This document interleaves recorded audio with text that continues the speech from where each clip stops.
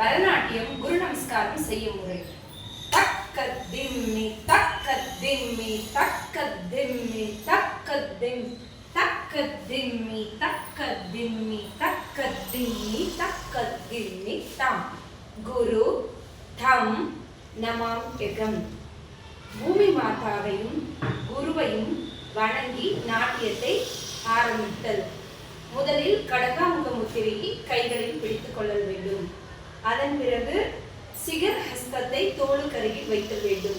பிறகு அஞ்சலி ஹஸ்த முத்திரையை தலைக்கு மேல் குவித்து முழு மண்டித நிலையில் அமர்ந்து இரு கைகளையும் பூமி மாதாவை தொட்டு வணங்குதல் வேண்டும். பிறகு இயற்கையும் சேர்த்து வணங்கி மார்புக்கு நேராக அஞ்சலி ஹஸ்தத்தை பிடித்து குரு தம் நமாமிகம் என்று உச்சரிக்க வேண்டும். குருவை வணங்கி நாட்டியத்தை ஆரம்பிக்க வேண்டும். இதுவே குரு நமஸ்காரம் செய்யும் முறை. நன்றி.